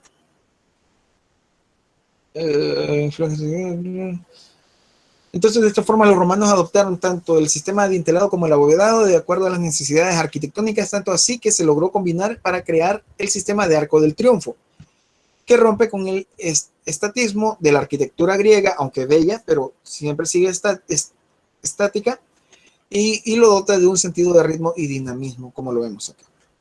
Entonces, su sistema sustentante fue principalmente muros y desplazando a las columnas a pilastras para un carácter más decorativo. Entonces, si se acuerdan, todo lo que rodea, o sea, en vez de ser pared, todo lo que rodeaba, digamos, el conjunto o el límite de la edificación griega eran columnas. En este caso ya pasa a ser paredes o muros en la arquitectura romana. Entonces comienza a evolucionar, además de estar enfocado más a la población. Otra nueva consideración en la construcción de esta época fue la nueva disposición de órdenes arquitectónicos entre los pisos, separándose por entablamientos. Entonces vemos, ya, bueno, creo que aquí lo tengo, no está. Entonces, de por sí, esta información la manifiesta uno de los pocos escritores arquitectónicos de la antigüedad, bastante conocido por el hecho de la manifestación de Da Vinci, pero no por el hecho de la arquitectura, y es Vitruvio. Vitruvio escribió el libro, los 10 libros de la arquitectura, enfocados hacia cómo se debía de construir. Entonces manifiesta un montón de circunstancias, lo cual retoma ya en en el modernismo, Palladio, y lo trae nuevamente a la vida. Entonces, en esto, digamos, en estas disposiciones de cómo se tienen que estar utilizando a su consideración para mayor belleza los órdenes de la arquitectura griega y cómo combinarlos realmente hacia la arquitectura romana. Entonces, el uso del arco medio de medio punto y su multiplicidad de alternativas, como lo fue la bóveda anular, la bóveda de aristas, la cúpula, siendo esta la que abre el camino a espacios impresionantes, fue como la llave de una nueva manifestación de arquitectura. En arquitectura griega, en arquitectura, todos tienen de alguna manera una forma de destacar su arquitectura de manera interna, pero tenían un mayor enfoque hacia el exterior. En este caso ya comienza a generarse, al contrario, un mayor enfoque o permitía un mayor enfoque hacia el interior y ponía como en equivalencia tanto el exterior como lo interno. Gracias al uso de este tipo de tecnología que era los arcos. Entonces, gracias a esta revolución, el arco y la bóveda se le consideran a los romanos como los creadores de los espacios internos en la arquitectura, abandonando el concepto escultórico de la arquitectura griega para dar paso al edificio para ser usado mayormente en su espacio interior. Tal magnificencia también fue útil para uso de propaganda de su expansión del Imperio Romano, y la arquitectura tiene 3 principios que han perdurado hasta nuestros días, lo que es la belleza, la firmeza y la utilidad. En la arquitectura maya aún no lograban o no tenían la tecnología, más bien, no la habían ideado, de los arcos de medio punto. Sin embargo, ellos tenían otro concepto de arco. O sea, no tengo esa diapositiva, pero arco maya, ya lo van a ver, es como un triangulito. Lo van a ver en Copán o en alguna otra de las manifestaciones arquitectónicas prehispánicas, y esto funcionaba de tal manera que servía siempre para estar protegido, pero no se lograba una estabilidad total por el hecho, bueno, era inestable, se hacía esa bóveda, ese arco demasiado alto, y siempre se tenía demasiado estrecho los pasillos. Entonces, cada quien manifestaba su arquitectura con respecto a la tecnología, los materiales que se tenía y la cultura con la que se desarrollaba. Bueno, entonces de ello, digamos, comienza también a manifestarse la arquitectura paleocristiana, que es uno de las llaves de digamos, de muchas de las manifestaciones que ahora tenemos. Estaba enfocándose mucho la arquitectura hacia las sociedades, pero vino una revolución increíble que fue a través de la religión cristiana, a través de Cristo. Entonces, durante el siglo III, Roma se encontraba con conflictos internos de invasiones, bárbaros y todo, pero a finales del año 200 después de Cristo existió un nuevo emperador que su objetivo era salvar el Imperio Romano. Entonces, con esto y tras la victoria de Constantino en el imperio, también se dividió y quedó por un lado Constantino y por otro lado Lifinio. Estos dos emperadores, con ellos se decidió aceptar la cristiandad en todo el imperio, o sea que no fueran perseguidos, porque había ya no solo las luchas políticas territoriales, sino que también internas de la religión, porque veían mal a los creyentes del cristianismo, los antiguos emperadores, pero Constantino aprovechó esto y con esto también logró sobresalir y logró ganar de por sí. Era buen capitán, digamos, de las fuerzas armadas, y logró hacerse del Imperio Romano. Entonces, hasta ahorita ha sido como digamos, uno de los máximos emperadores del Imperio Romano. Entonces, él logró, además, expandirse más y, por lo menos en primera instancia, después de haber ganado, junto con Lifinio, porque fue como una ayuda mutua, entonces se dividieron el imperio. Uno para el Imperio de Oriente y otro del Imperio de Occidente. Solo que dentro de esto, para evitar las persecuciones, ellos dijeron que estaban en libertad de tener, digamos, la decisión de ser cristianos o no. Entonces, tras esta determinación imperial, los cristianos por fin compartirían la religión del emperador, porque también, para que vieran que era aceptado, el emperador decidió o comentó, o no sé, la situación, no me acuerdo, al final sí se bautizó, pero por lo menos digamos, uno de los primeros pasos fue que aceptó que era cristiano. Entonces ya toda la gente podía realizar sus ceremonias sin ser perseguidos por el Estado. Y esto también generó, digamos, lo que les mencioné, lo que se le conoce como el Edicto de Milán, que es la libertad de religión en el 313. Esto dio, digamos, el start del encendido a una nueva arquitectura. Retoma el valor, lo espiritual, y también, claro, no se deja de lado las casas, los palacios o las manifestaciones de gente poderosa, pero ahora tiene un nuevo enfoque en la religión y cómo es que esta religión ha impactado a la gente. Entonces, bueno, no le he tocado acá, pero de por sí la gente, entre digamos, los escritos, o tal vez, porque al principio no eran tanto escritos, sino que era difusión oral, pero para que esta gente lograra, digamos, quiero ver qué hora es. ¡Wow! ¡Qué rápido pasa el tiempo! Para que esta gente, digamos, supiera cómo era la situación, se le contaban las parábolas de Jesucristo, lo que nosotros ahora conocemos como algunos escritos, digamos, algunas partes de la Biblia. Entonces la gente se impresionaba de cómo Cristo había resucitado, y cualquier persona que dice, bueno, veía su vida acabándose justamente en el momento de la muerte y se abre una nueva puerta ahora con el cristianismo diciendo, no se acaba, sino que sigue. Entonces, solo que si usted ha sido bueno en la vida, pues tiene boleto gratis hacia una vida provechosa digamos, ya después de fallecido en cuerpo.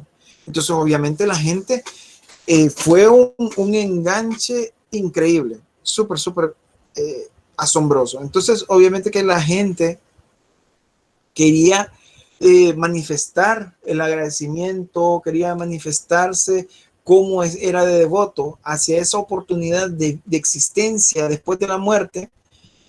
Por tanto, comenzó a crecer la construcción enfocada hacia esa área. Entonces, recordemos que después de ser avalado el cristianismo, esta comenzó a tener sus jerarquías y a edificarse, aunque en un inicio sin características innovadoras. Entonces, como antes se tenían como unos sectores para digamos, para tener sus reuniones religiosas, cristianas, ahora que ya estaba avalado, antes se hacían en casas. No me acuerdo cómo es que se llamaban, se me ha ido el nombre ahorita. Se hacían en casas, en algunos casos bajo agua, digamos, si lo queremos ver así. Se hacían obviamente en catacumbas. Hay una historia para catacumbas, eso ahorita no lo vamos a tocar. Pero como ahorita ya dieron la puerta abierta, dijeron, ¿cómo nos vamos a reunir? Ya no es necesario, o tal vez en un inicio era bien bonito poderse reunir en casa, pero ya la gente no cabía. De por sí, cuando hacen casa de oración actualmente y ese centro de reunión cristiano está dando frutos, pues comienza a llenarse y ya la casa ya no da abasto. Entonces, ¿cómo podemos hacer para dar abasto a toda esta gente? Entonces, comienzan a adoptar tipologías básicas de la arquitectura que existía, que era la romana. Hola, hola. Esos eran los cenáculos, las reuniones. No No. me acuerdo que tenía otro nombre. Me acuerdo que, pero igual, lo vamos a buscar porque cenáculo, vamos a ver. Vamos a ver, vamos a ver, vamos a ver. No, se me ha ido el nombre, se me ha ido. Igual, no es tan fácil ese nombre, poco común. Lo vamos a dejar en pausa.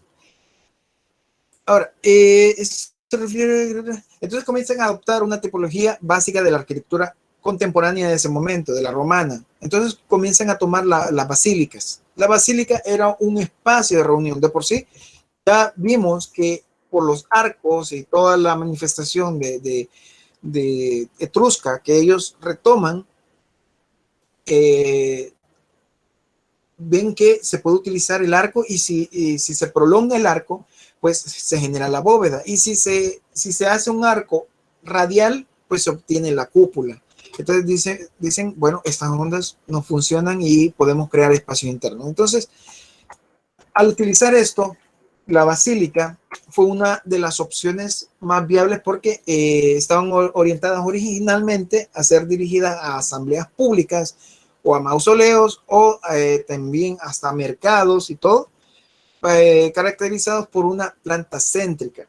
Esta es una manifestación de una basílica. Tiene, si queremos verlo así, dos ábsides a los extremos, pero es una planta rectangular. Entonces dicen, bueno, podemos ocupar esto, si de por sí lo ocupan para asambleas públicas, ¿por qué no lo podemos hacer para hablar acá sobre nuestra religión? Entonces lo retoman. Solo que, bueno, aquí podemos ver el concepto de basílica básico, que era romano, para las reuniones masivas, para los tratos económicos, incluso porque había techo, entonces si llovía no había ningún problema. Tenemos que el nombre basílica proviene fonéticamente de basílique, que significa regia o real. Entonces, en pocas palabras, se refiere el nombre basílica a casa real.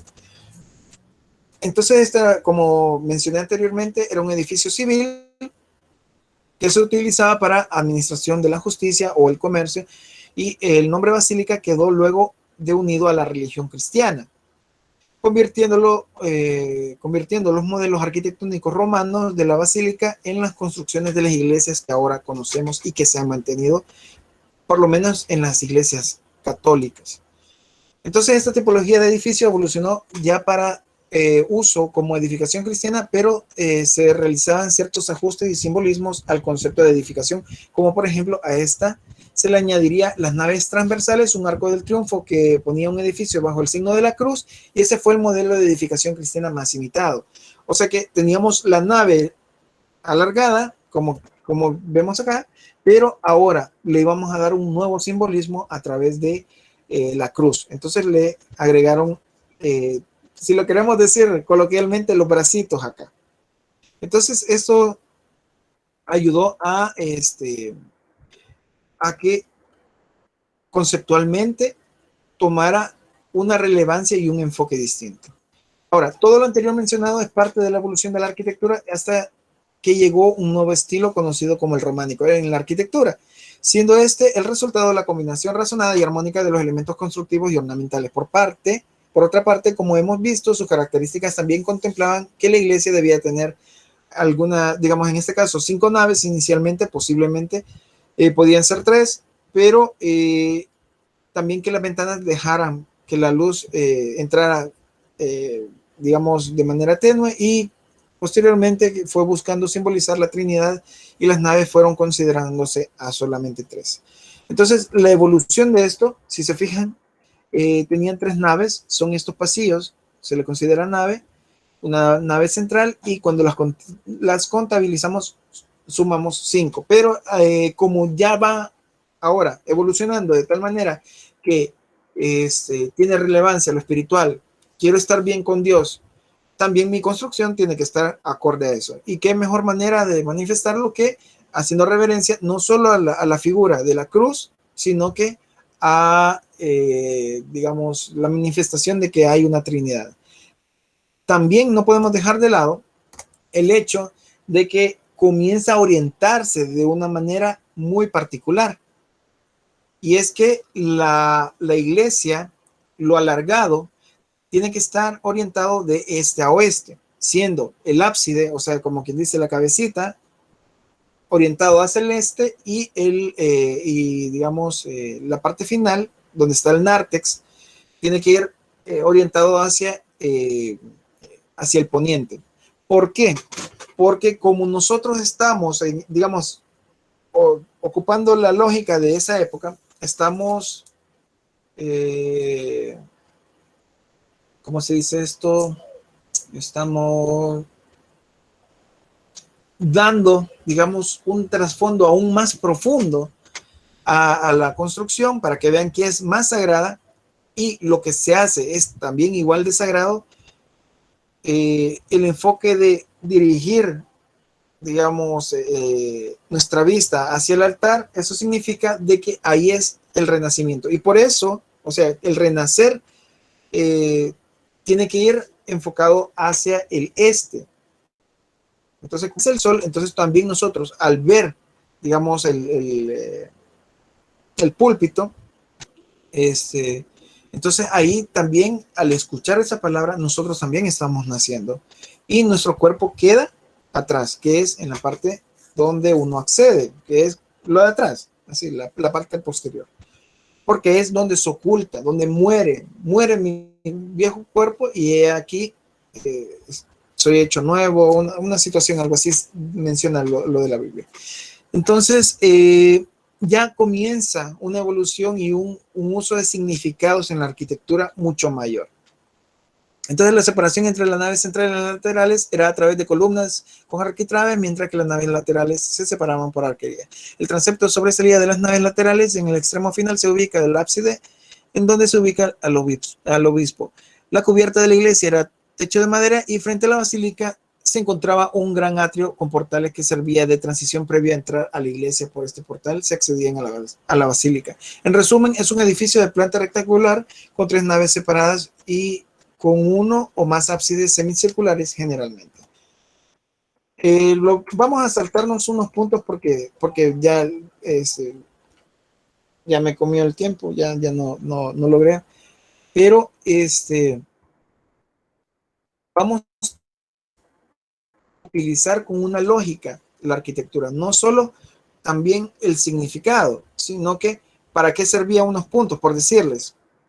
El nártex, bueno, aquí se podía, en el atrio, uno podía reunirse con gente no creyente para esa época.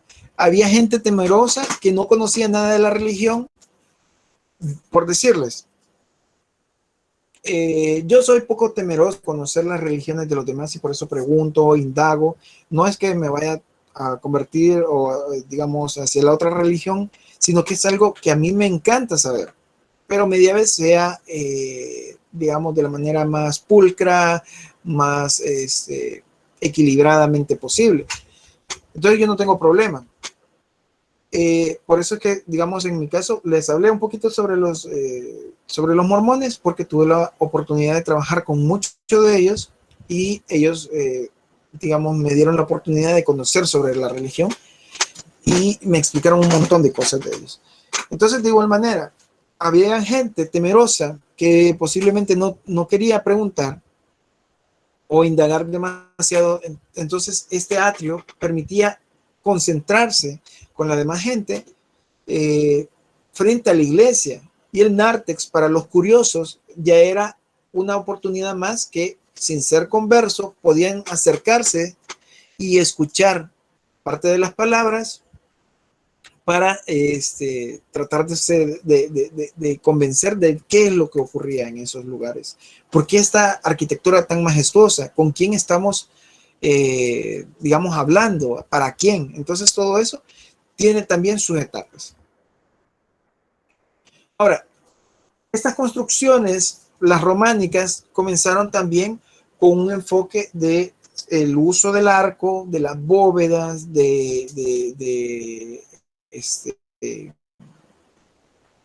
¿cómo se llama?, de las construcciones macizas, pero eso también va amarrado de la tecnología. Entonces se van perdiendo ciertos conocimientos y se van adquiriendo otros, además de las manifestaciones del exterior que tienen mucho que ver. Entonces, para esa época ya había también mucho caos, ya el Imperio Romano, en lo que va avanzando el Imperio Romano va decayendo. Y eso que no estamos hablando del sector del Imperio Romano de Oriente, que es lo de Constantinopla, lo que viene a ser la arquitectura bizantina y todo, lo dejamos ahorita en pausa, pero como hay mucha dificultad, mucha pelea, muchas guerras, entonces también tiene que ver con la protección de la edificación y de la gente que está dentro.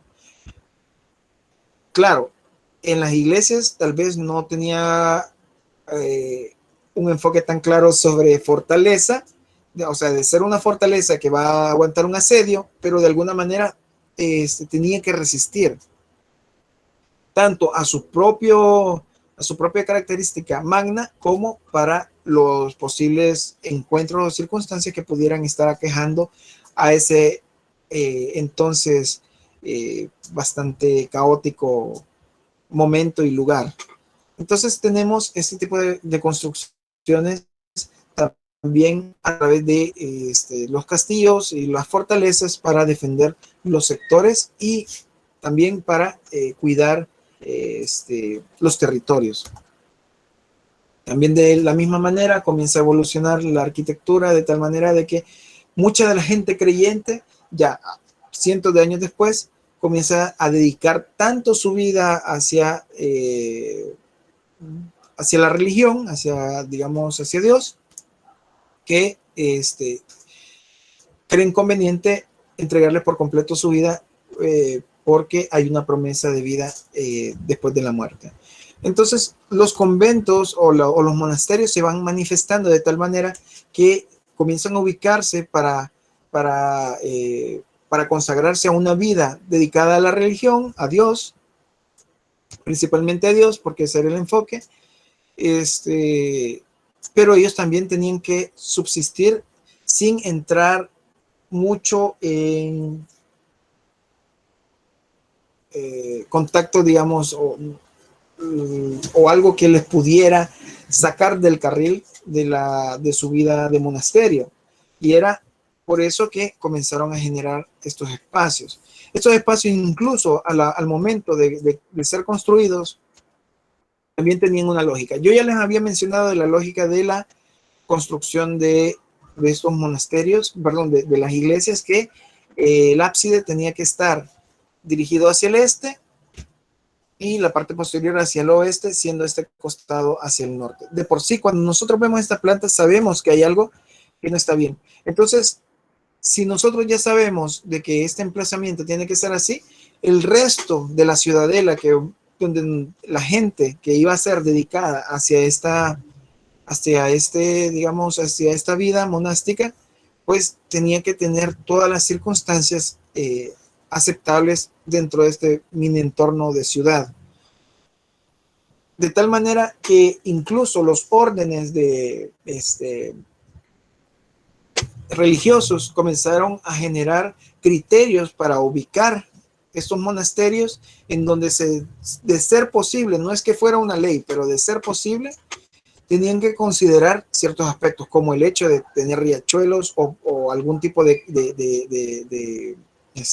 río pequeño que tuvieran acceso a eso. Si es posible, que pudiera pasar en medio del monasterio. Que tuvieran sectores de tierra fértil para poder hacer sus sembradíos y tener su crianza del ganado con el cual ellos se alimentaban. De tener, como tenían riachuelos, pues tener su sector donde hacían su crianza de peces para poderse alimentar. Entonces, había un montón de criterios que si era posible que estuvieran, que una montaña estuviera al norte, digamos, para protegerlos de los vientos. Estamos hablando de Europa, que los vientos gélidos venían del norte, entonces con la montaña se protegía el monasterio. La ubicación de los comedores tenían también un enfoque hacia el sur, de ser posible que también les protegiera por el lado este parcialmente. Entonces, un montón de criterios para poder ubicar correctamente las edificaciones, porque así lo demandaba para poder tener una vida monástica lo mejor y más apaciblemente posible. De igual manera se van manifestando las arquitecturas. Voy a tratar de ir un poquito más rápido. La arquitectura gótica hacia un enfoque más a la altura, porque quieren, digamos, acercarse a Dios, y para ello también obtuvieron ese resultado a través de una manifestación nueva de estructura, que es el arco ojival.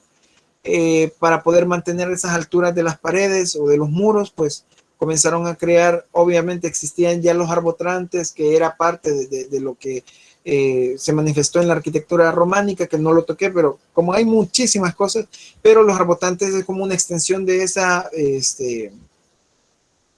esa estructura, solo que desplaza, para no construir esa gran pared, pues desplaza esos empujes de otra manera a través de estos elementos, entre otras muchas de las características, como lo puede ser sus manifestaciones de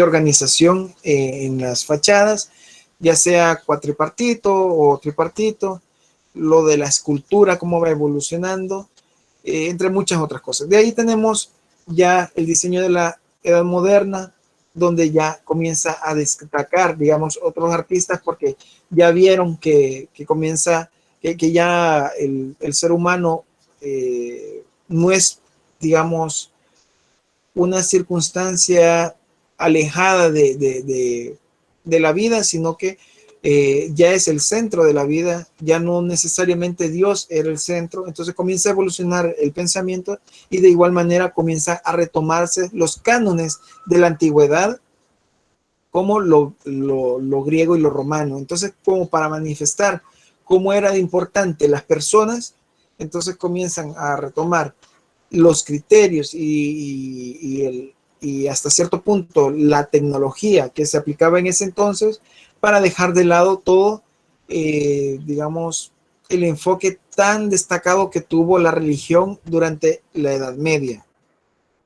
Parte de ello fue comenzar a tomar criterios de proporciones, como lo hizo Palladio, que es este sujeto, y comienza a utilizar nuevas, bueno, no nuevas, sino que a reutilizar antiguos conceptos para tener los mejores diseños adecuados para las personas. Entre ellos, las divisiones de acuerdo a conceptos como de unidades. Si yo tengo aquí, digamos, un espacio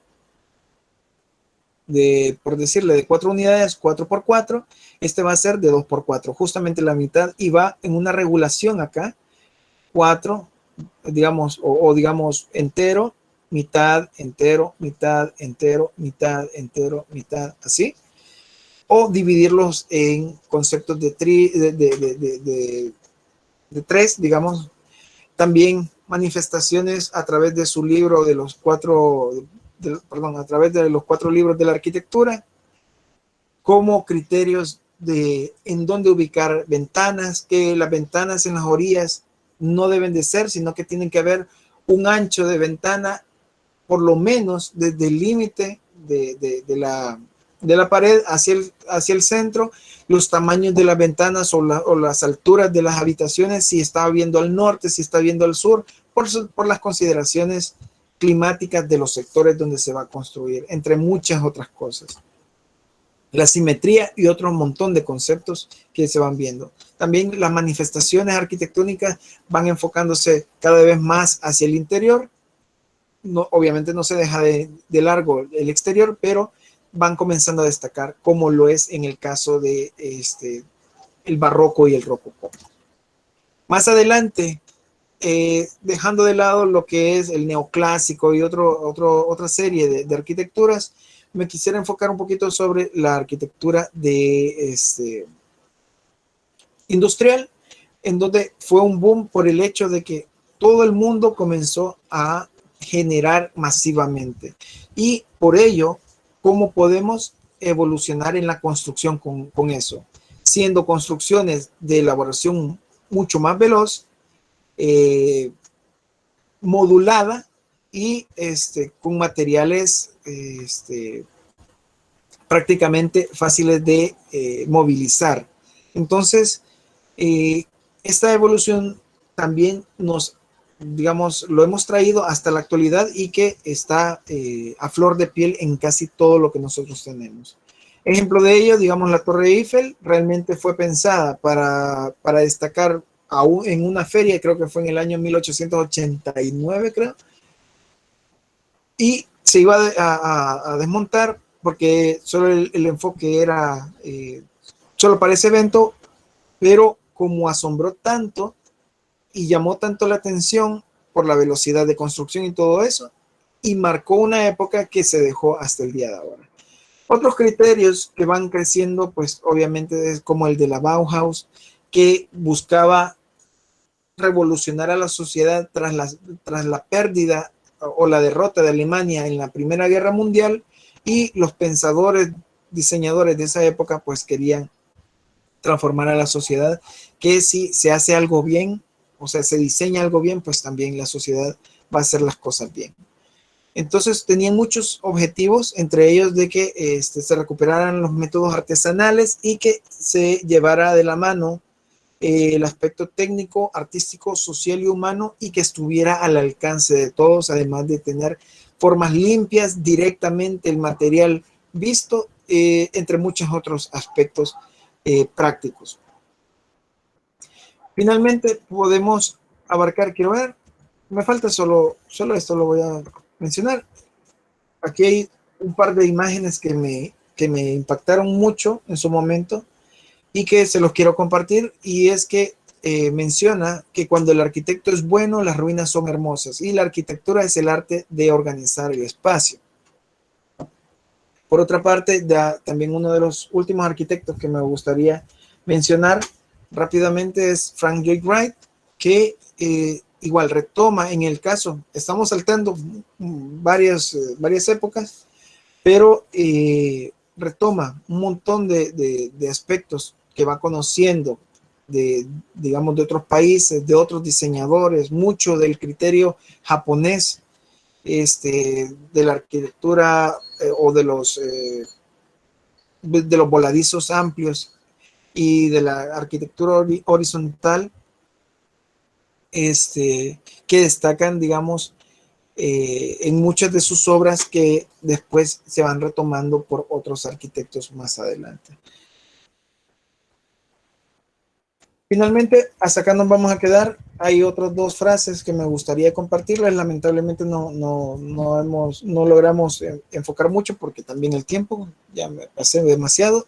Y hablamos de la arquitectura, que la arquitectura debe pertenecer al entorno donde va a situarse y adornar el paisaje en vez de desgraciarlo. Por otra parte, tenemos de Luis Barragán esta otra frase que habla de que la función de la arquitectura debe resolver el problema material sin olvidarse de las necesidades espirituales del hombre. Bueno, hasta acá nos vamos a quedar lamentablemente de súper corto el tiempo. Bueno, de por sí he tratado de brincar varios estilos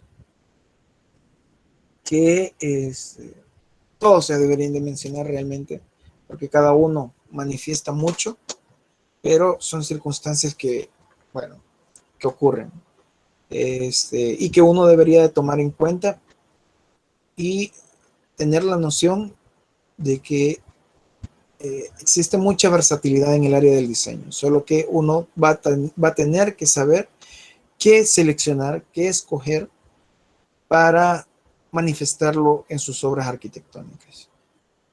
¿Comentarios, chicos? Lamento que en esta última parte casi no hice intervenciones, pero iba corriendo ya con la exposición. Gracias. Sí, solo quería comentarle una cosa últimamente, que estaba hablando de la arquitectura bizantina, ¿verdad? Y entonces, en un trabajo que usted dejó, yo realicé iglesia de Santa Irene, de que es de Constantinopla, la primera iglesia. Entonces ahí decía que un ejemplo bizantino es, sí, Santa Irene, que es una cruz negra y que era dorada, era parte como del arte bizantino de ese entonces, y eso quería comentar. Bueno, ahorita tal vez de esa obra no estoy muy, así como estoy un poquito, tendría que investigarla ahorita para darle una mejor, digamos, una opinión, porque ahorita estoy como, sí, no me ubico. La primera obra que yo recuerde es la Santa Sofía, pero. Esa fue posterior a la Santa Irene. La Santa Irene fue como supuestamente la inspiración para hacer la Santa Sofía, porque esa aún es más grande y le han puesto mayores elementos. Voy a investigar bien. No le puedo dar ahorita opinión porque ahorita no, estoy un poquito en la luna con la Santa Irene, pero la voy a indagar un poquito. Acuérdese que son un montón de elementos arquitectónicos, un montón de manifestaciones y estilos arquitectónicos que, wow, ¿qué les diría? De por sí, bueno, para que tengan una idea, vamos a ver. O sea, yo tengo mis libros, digamos en este caso, de catedrales góticas, un libro, solo para indagar sobre la construcción de las catedrales góticas. Pero eso soy yo, o sea, me fascinan los libros de arquitectura, me súper fascinan. También tengo, vamos a ver por acá, a ver si se deja. Dígame. Un aporte, aprovechando que mencionó la arquitectura gótica. Ajá. Recuerdo que en un documental y en un libro también lo leí, de que decía que la arquitectura gótica retoma las edificaciones romanas y lo que hace es que adopta el uso del contrafuerte y el arco ojival para lograr una mayor altura, y todo esto iba enfocado a estar más cerca de la deidad de Dios, ¿verdad? Entonces buscaban la lucha. Recuerdo que mencionaba una catedral de Milán y lo que buscaban era a ver quién llegaba más alto, y eso lo lograban a través del contrafuerte. Sí, gracias, Jonathan. Sí, ese era el enfoque, pero incluso aún con eso, esto es como un comentario para que tengan en mente, muchas de las construcciones también no lograron ser exitosas. Mucho también de esta construcción fue a base de prueba y error. Lo que se mantuvo, o lo que se mantiene hasta actualmente, digamos nuestros tiempos, si lo queremos ver así, fue tal vez fueron ya resoluciones al ver cómo en otros casos, por querer más altura, fallaban los sistemas constructivos, los sistemas estructurales. Entonces, mucho también fue a prueba y error, y pues sí, porque era pragmático, no tenían unos cálculos. Entonces, sí se trata de retomar de todos lados cuando se hace la arquitectura, de los lados conocidos, para dar la mejor respuesta. Con respecto a lo de Jennifer, creo que Jennifer me había dicho, o estábamos medio platicando, pues digamos, uno puede, bueno, en mi caso, tengo este diccionario de arquitectura, porque hay unas cosas que son tantísima información, y más si estamos evaluando 5.000 años o más, digamos. Entonces, uno trata de memorizar lo más que puede y estarlo practicando, pero existe tanta información que uno se queda siempre un poquito corto con todo este montón de elementos y circunstancias que al final de cuentas valen la pena, valen mucho la pena. A mí me gusta mucho. Al principio me costó, digamos, sobre la historia de la arquitectura, porque es demasiado, pero vale la pena tomar esas consideraciones, porque después se van manifestando a la hora del diseño y cómo uno puede tomar decisiones y ¿para qué? O con el enfoque de qué ahora a la construcción. Entonces, bueno, hasta ahí voy a llegar con la clase. ¿Algún otro comentario?